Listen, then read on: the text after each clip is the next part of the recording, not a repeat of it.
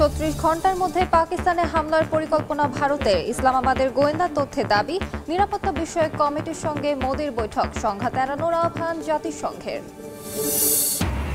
গাজায় ইসরায়েলি তাণ্ডবে আরও 40 জনের প্রাণহানি। বিশ্ববাসীর চোখের সামনে ফিলিস্তিনিদের ওপর গণহত্যা চালাচ্ছে তেল আবিব, বলল দক্ষিণ আফ্রিকা। ইউক্রেন রাশিয়া সংকট নিয়ে আগ্রহ কমছে যুক্তরাষ্ট্রের। সমঝোতায় না পৌঁছালে মধ্যস্থতা থেকে সরে দাঁড়ানোর ঘোষণা ওয়াশিংটনের। এবং চীনের ওপর 145% শুল্ক আরোপ সঠিক সিদ্ধান্ত। ক্ষমতা গ্রহণের 100তম দিনে বললেন ট্রাম্প। অবশেষে কানাডার প্রধানমন্ত্রীকে অভিনন্দন জানালেন মার্কিন প্রেসিডেন্ট।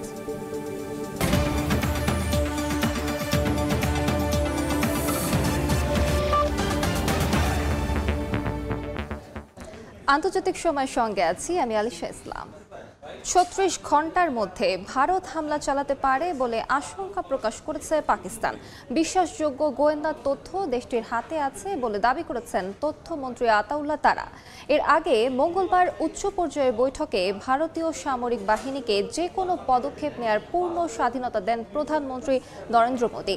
এর মধ্যে টানা 6 দিন ধরে সীমান্তে অব্যাহত রয়েছে দুই দেশের গোলাগুলি। সংকট নিরসনে ভারত ও পাকিস্তানের সঙ্গে আলোচনায় বসার কথা জানিয়েছেন মার্কিন পররাষ্ট্রমন্ত্রী মার্কো রুবিও। ভিসা বাতিল, আকাশসীমা নিয়ন্ত্রণ থেকে শুরু করে পানি বন্টন চুক্তি প্রত্যাহার, কাশ্মীরের ঘটনাকে কেন্দ্র করে একে অপরের বিরুদ্ধে বিভিন্ন পদক্ষেপ নিচ্ছে ভারত পাকিস্তান। দুই দেশের মধ্যে বিরাজ করছে তীব্র উত্তেজনা। যে কোনো মুহূর্তে যুদ্ধের আশঙ্কাও করছেন কেউ কেউ। উত্তপ্ত এই পরিস্থিতির মধ্যেই মঙ্গলবার সরকারের উচ্চ পর্যায়ের কর্মকর্তাদের সঙ্গে রুদ্ধদ্বার বৈঠক করেন ভারতের প্রধানমন্ত্রী নরেন্দ্র মোদী। সামরিক বাহিনীর শীর্ষ কর্মকর্তারাও উপস্থিত ছিলেন বৈঠকে। এ সময় প্রধানমন্ত্রী নরেন্দ্র মোদী ভারতীয় সামরিক বাহিনীকে যে কোনো পদক্ষেপ নেওয়ার পূর্ণ স্বাধীনতা দেন বলে খবর প্রকাশ করেছে দেশটির সংবাদ মাধ্যম এনডিটিভি। এই ঘোষণার পর বুধবার পাকিস্তানের তথ্যমন্ত্রী আতাউল্লাহ তারার জানান, 36 ঘন্টার মধ্যে পাকিস্তানে হামলা চালাতে পারে ভারত। নির্ভরযোগ্য সূত্রে এমন তথ্য পাওয়ার দাবি করেন তিনি। এ সময় পেহেলগাম ঘটনার সঙ্গে পাকিস্তানের সম্পৃক্ততার অভিযোগকে ভিত্তিহীন বলে আখ্যা দেন তিনি। বলেন, পাকিস্তান এই ঘটনার নিরপেক্ষ তদন্ত চায়। ভিত্তিহীনভাবে সামরিক হামলা চালানো হলে যথাযথ জবাব দেওয়ার হুঁশিয়ারি দেন তারা। পাকিস্তান পুনরায় ঘোষণা করছে, ভারতের যে কোনো ধরনের সামরিক আগ্রাসনের উপযুক্ত ও কঠিন জবাব দেওয়া হবে। আন্তর্জাতিক সম্প্রদায়কে সচেতন থাকতে হবে যে উত্তেজনার পরিণতি সহ তার দায়ভার সম্পূর্ণভাবে ভারতের ওপর বর্তাবে। জাতি নিজের সার্বভৌমত্ব ও ভৌগোলিক অখণ্ডতা রক্ষায় সব মূল্য চুকাতে প্রস্তুত। দুই দেশের যুদ্ধের আশঙ্কার মধ্যে টানা 6ষ্ঠ দিনের মতো সীমান্তে দুই দেশের মধ্যে পাল্টাপাল্টি গোলাগুলি অব্যাহত রয়েছে বলে খবর প্রকাশ করেছে ভারতীয় সংবাদ মাধ্যম। দেশটির সামরিক বাহিনীর দাবি, অস্ত্রবিরতি চুক্তি লঙ্ঘন করে নিয়ন্ত্রণ রেখার নিকটবর্তী নওশেরা, সুন্দরবানি ও আখনুর সেক্টরে গুলি ছোড়ে পাকিস্তান। প্রতিক্রিয়া স্বরূপ পাল্টা গুলি চালায় ভারতীয় বাহিনী। দুই দেশের পরিস্থিতি স্বাভাবিক করতে তাদের সঙ্গে আলোচনায় বসবেন বলে জানিয়েছেন মার্কিন পররাষ্ট্রমন্ত্রী মার্কো রুবিও। মঙ্গলবার এক প্রেস ব্রিফিংয়ে এ কথা জানান মার্কিন পররাষ্ট্র মন্ত্রণালয়ের মুখপাত্র ট্যামি ব্রুস। সাদিয়া তাসনিম, সময় সংবাদ। গভীর রাতে ভারতের কলকাতায় আবাসিক হোটেলে ভয়াবহ অগ্নিকাণ্ডে প্রাণ গেল 15 জনের। প্রাণ বাঁচাতে ভবন থেকে লাফিয়ে পড়ে আহত হয়েছেন বেশ কয়েকজন। প্রায় 8 ঘন্টার চেষ্টায় নিয়ন্ত্রণে আসে আগুন। কারণ অনুসন্ধানে তদন্ত কমিটি গঠন করা হয়েছে। সুব্রত আচার্যের রিপোর্ট, ছবি তুলেছেন বিশ্বজিৎ দাস। দম বন্ধ হয়ে মারা যান কয়েকজন। প্রায় 8 ঘন্টার দীর্ঘ চেষ্টায় বুধবার ভোরে নিয়ন্ত্রণে আসে আগুন। চলে উদ্ধার অভিযানও। আহতদের কয়েকজনকে উদ্ধার করে কলকাতা মেডিকেল কলেজ হাসপাতালে ভর্তি করা হয়। নিহতদের মধ্যে 2 শিশু ও 1 নারী রয়েছেন বলে জানা গেছে। নিহতদের বেশিরভাগই ভারতের অন্য রাজ্যের বাসিন্দা। ব্যবসায়িক কাজে তারা কলকাতায় এসেছিলেন। আগুনের ঘটনায় কলকাতা পুলিশের পক্ষ থেকে গঠন করা হয়েছে তদন্ত কমিটি। बहुत सारे आवासी को दौड़ के नीचे निकल गए थे। एक डर के बारे में एक कूदे, जिसका हाथ पांव टूट गया। गंभीर अवस्था में उन्हें हॉस्पिटल ले गया गया। कई आदमी धुआं में सफोकेटेड हुए 5 आदमी को उनको भी अस्पताल में ले गया गया है। প্রত্যক্ষদর্শীরা জানান ছতলা ভবনের এই আবাসিক হোটেলে অগ্নি নির্বাপক যন্ত্র থাকলেও তা কাজ করেনি। ঘিঞ্চি এলাকায় কিভাবে আবাসিক হোটেলের অনুমোদন পেল তা নিয়েও চলছে সমালোচনা। আত্মগোপনে রয়েছেন হোটেল মালিক, তাকে আটকের চেষ্টা চলছে বলে জানিয়েছে কলকাতা পুলিশ। প্রশাসনের কাজ কি রকম আছে যে 14 জন এই শহরে, এই কলকাতা শহরে নিজের প্রাণ হারিয়েছে। কিছু নেওয়ার জন্য এসেছিল, কিছু দেওয়ার জন্য এসেছিল। এ রাজ্যে বেঁচে থাকাটা খবর, মরে যাওয়াটা স্বাভাবিক ঘটনা। এদিকে আগুন নিয়ন্ত্রণে কলকাতা পৌর কর্তৃপক্ষের অবহেলার অভিযোগ এনে তীব্র সমালোচনা করেছে কংগ্রেস সহ বিরোধী রাজনৈতিক দলগুলো। এর আগেও কলকাতার বড়বাজার এলাকায় একাধিক আগুনের ঘটনা ঘটলেও প্রশাসনের পক্ষ থেকে কোনো পদক্ষেপ নেওয়া হয়নি বলেও অভিযোগ তাদের। সুব্রত আচার্য, সময় সংবাদ, কলকাতা। অবরুদ্ধ গাজায় অব্যাহত রয়েছে ইসরায়েলি আগ্রাসন। একদিনে নতুন করে প্রাণ হারিয়েছেন আরও 40 জন। গাজায় মানবিক সহায়তা প্রবেশ আটকে দেয়ায় ইসরায়েলের বিরুদ্ধে আন্তর্জাতিক বিচার আদালতে টানা দ্বিতীয় দিনের মতো শুনানি হয়েছে। এদিন শুনানিতে দক্ষিণ আফ্রিকার প্রতিনিধি বলেন, বিশ্ববাসীর চোখের সামনে ফিলিস্তিনিদের ওপর গণহত্যা চালাচ্ছে ইসরায়েল। এ অবস্থায় তেল আবিবের ওপর চাপ সৃষ্টি করার আহ্বান জানিয়েছে হামাস। খাবারের জন্য হাহাকারি বলে দিচ্ছে কতটা কষ্টে দিন পার করছেন গাজার বাসিন্দারা। প্রায় 2 মাস ধরে উপত্যকায় কঠোর অবরোধ জারি করে রেখেছে ইসরায়েল, বন্ধ করে দিয়েছে সব ধরনের সাহায্য ও রসদ সরবরাহ। এক বিবৃতিতে জাতিসংঘের ফিলিস্তিনি শরণার্থী বিষয়ক সংস্থা UNRWA মতে এখনই কার্যকর পদক্ষেপ নেওয়া জরুরি, তা না হলে শেষ হয়ে যাবে গাজার পরবর্তী প্রজন্ম। শিশু, বৃদ্ধ সবার জন্য এটি একটি মরণ ফাঁদ হয়ে গেছে। 7-8 জন সদস্যের পরিবার সামান্য একটু খাবার ভাগ করে খাচ্ছে, এতে কেউ সুষম খাবার পাচ্ছেন না। এ অবস্থায় বিশ্ববাসীর প্রতি আহ্বান জানিয়ে জাতিসংঘের মানবাধিকার প্রধান বলেন, গাজায় সহায়তা সম্পূর্ণভাবে অবরুদ্ধ এবং অবিরাম হামলার মধ্যে উপত্যকাটি যেন নতুন কোনো মানবিক পর্যায়ের দিকে ধাবিত না হয় সেদিকে নজর রাখতে হবে। উপত্যকায় সহায়তা প্রবেশে অবরোধের 50 দিনের বেশি সময় পার হওয়ার পর ফিলিস্তিনিদের প্রতি ইসরায়েলের মানবিক দায়িত্ব নিয়ে দ্বিতীয় দিনের শুনানি শুরু করেছেন আন্তর্জাতিক বিচার আদালত ICJ।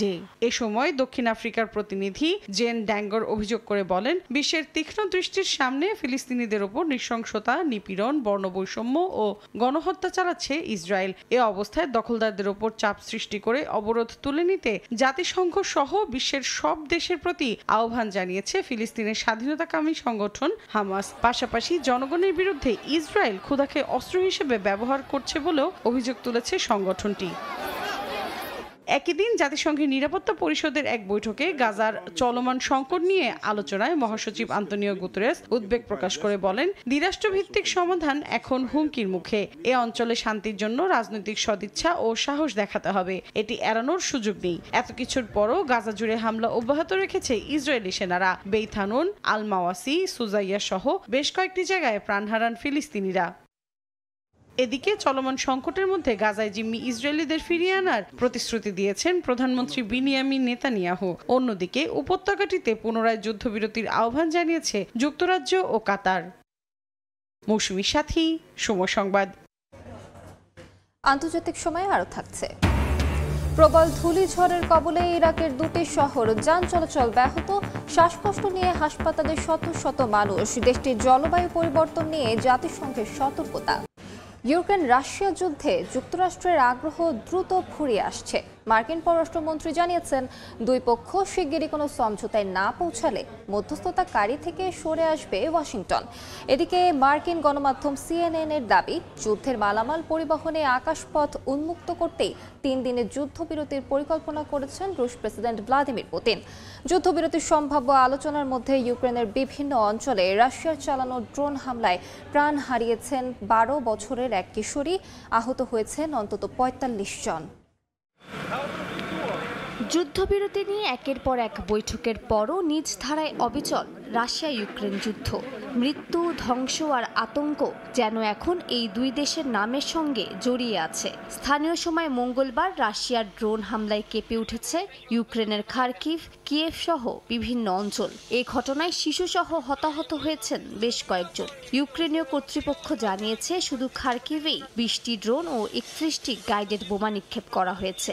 রাজধানী কিয়েভেও এক আটকানো ড্রোনের ধ্বংসাবশেষে অগ্নিকাণ্ড ঘটেছে। একই সময়ে রাশিয়ার প্রতিরক্ষা মন্ত্রণালয়ের দাবি তারা 91টি ইউক্রেনীয় ড্রোন ধ্বংস করেছে।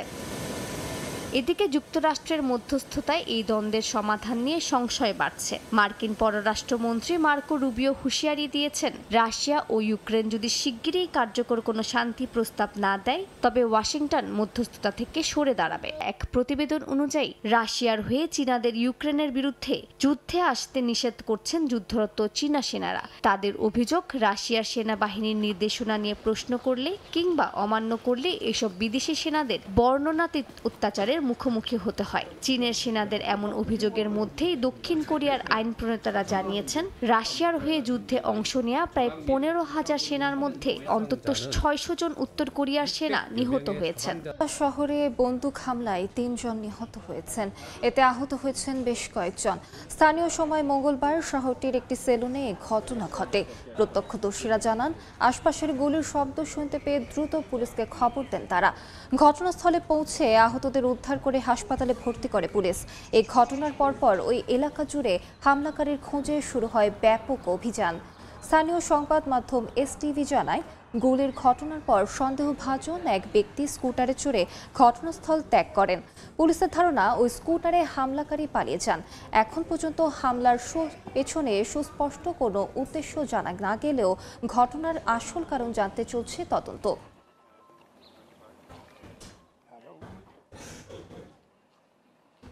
45% শুল্ক আরোপ সঠিক সিদ্ধান্ত বলে মনে করেন মার্কিন প্রেসিডেন্ট ডোনাল্ড ট্রাম্প। হোয়াইট হাউসে তার দ্বিতীয় মেয়াদের 100তম দিনে এবিসি নিউজকে দেয়া সাক্ষাৎকারে বিভিন্ন দেশের সঙ্গে শুল্ক যুদ্ধ নিয়ে নিজের অবস্থান স্পষ্ট করেন মার্কিন প্রেসিডেন্ট। যুক্তরাষ্ট্রের অর্থনীতির জন্য শুল্ক আরোপ একটি ভালো দিক বলেও দাবি করেন ট্রাম্প। এদিন মার্কিন প্রতিরক্ষা ব্যবস্থায় প্রযুক্তির নতুন দিগন্ত খুলে দিতে মিশিগানে 21টি নতুন যুদ্ধবিমান দেওয়ার ঘোষণা দেন তিনি। দ্বিতীয় দফায় ক্ষমতায় এসে ওভাল অফিসে 100তম দিন পার করেছেন মার্কিন প্রেসিডেন্ট ডোনাল্ড ট্রাম্প। এদিন নিজের শুল্ক নীতির পক্ষে সাফাই গান তিনি। স্থানীয় সময় মঙ্গলবার এবিসি নিউজকে দেয়া এক সাক্ষাৎকারে ট্রাম্প বলেন, শুল্ক আরোপ যুক্তরাষ্ট্রের অর্থনীতির জন্য একটি ভালো দিক। দেশের অর্থনীতিকে সুরক্ষা দিতে এই পদক্ষেপগুলো জরুরি। এছাড়া চীনের ওপর 145% শুল্ক আরোপ যথাযথ বলেও জানান তিনি। ট্রাম্প বলেন, বেইজিং যেভাবে ওয়াশিংটনকে ঠকিয়েছে তা এর আগে কেউ করেনি। চীন এ বিষয়ে আলোচনায় আগ্রহী, কিন্তু জনসমক্ষে তা স্বীকার করছে না বলেও দাবি মার্কিন প্রেসিডেন্টের। একই দিন অ্যামাজনের প্রতিষ্ঠাতা জেফ বেজোসের সঙ্গে ফোন আলাপ হয় প্রেসিডেন্ট ট্রাম্পের। বলেন, জেফ খুব ভদ্র, তিনি দ্রুত সমস্যা সমাধানের পাশাপাশি সঠিক কাজটাই করেছেন। ট্রাম্প জানান, শিন ও তেমুরের মতো ব্র্যান্ডের সঙ্গে প্রতিযোগিতা করতে অ্যামাজন হল নামের কম দামি সাইটে পণ্যগুলোর শুল্কের খরচ আলাদাভাবে দেখানোর পরিকল্পনা করছিল ই কমার্স সাইটটি। যদিও বিষয়টি অস্বীকার করেন প্রতিষ্ঠাতা জেফ বেজোস। এখানেই শেষ নয়, ভারতের সঙ্গে শুল্ক বিষয়ে আলোচনা ভালোভাবে এগোচ্ছে এবং দুই দেশের মধ্যে একটি বাণিজ্য চুক্তি হবে বলেও আশা প্রকাশ করেন ট্রাম্প। আমাদের অর্থনীতি ধীরে ধীরে ঠিক হচ্ছে। আগে প্রতিদিন কোটি কোটি ডলার হারাতাম আমরা। খুব শিগগিরই আমরা প্রচুর অর্থ উপার্জন করব এবং বাসিন্দাদের কর কমাবো। এদিকে যুক্তরাষ্ট্রের প্রতিরক্ষা ব্যবস্থায় প্রযুক্তির নতুন দিক খুলতে মিশিগানে স্টেলফ্রিজ এয়ার ন্যাশনাল গার্ড ঘাঁটিতে 21টি বোয়িং F-15EX যুদ্ধবিমান দেওয়ার ঘোষণা দেন প্রেসিডেন্ট ট্রাম্প। 100তম দিনে শুধু অর্থনীতি নিয়ে আলাপ নয়, খানিকটা মজাও করেন মার্কিন প্রেসিডেন্ট। নিছক মজার ছলে ক্যাথলিক খ্রিস্টানদের সর্বোচ্চ ধর্মগুরু পোপ হওয়ার ইচ্ছাও প্রকাশ করেন তিনি। মৌসুমীর সাথী, সময় সংবাদ। আন্তর্জাতিক সময় আরো থাকছে।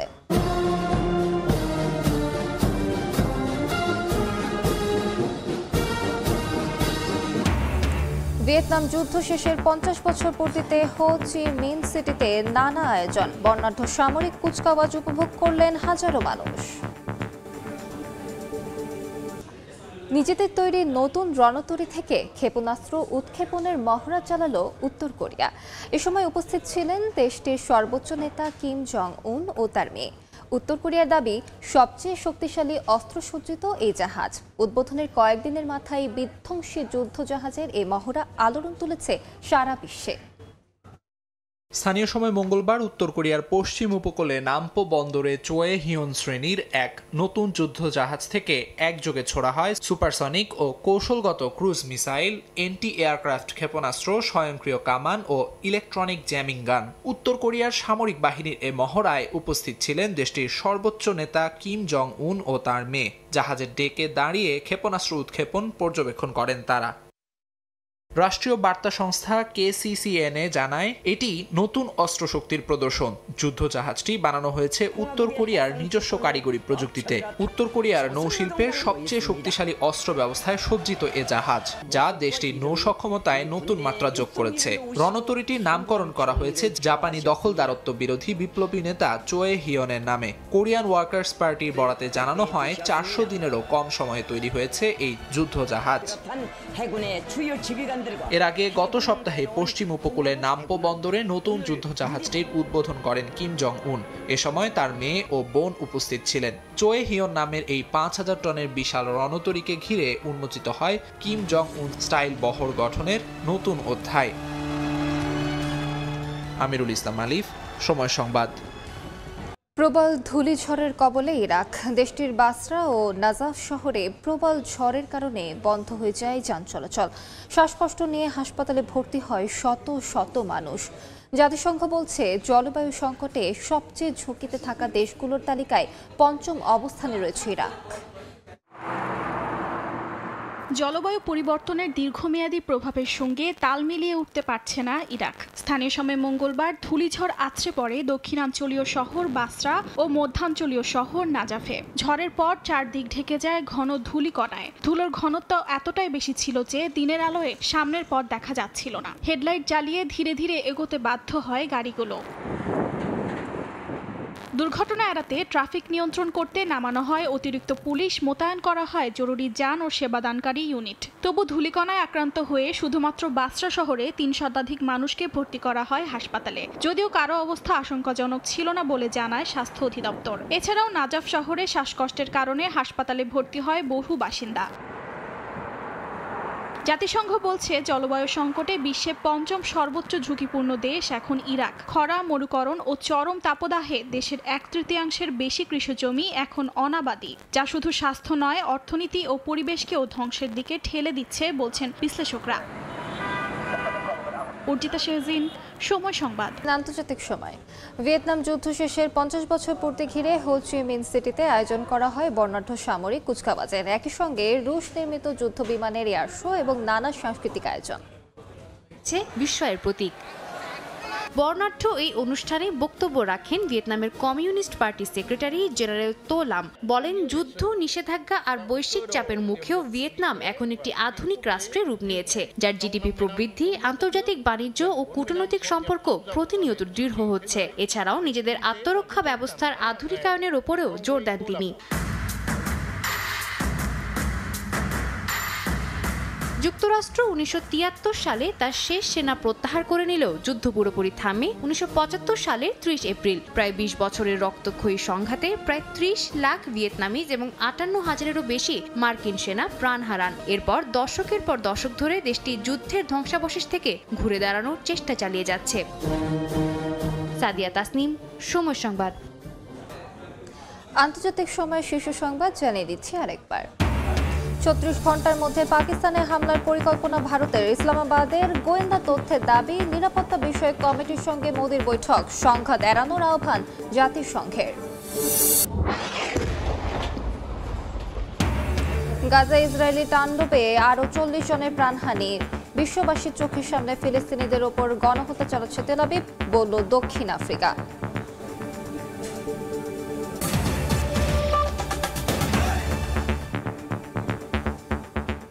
এ ছিল আন্তর্জাতিক সময়। সঙ্গে থাকুন সময়ের।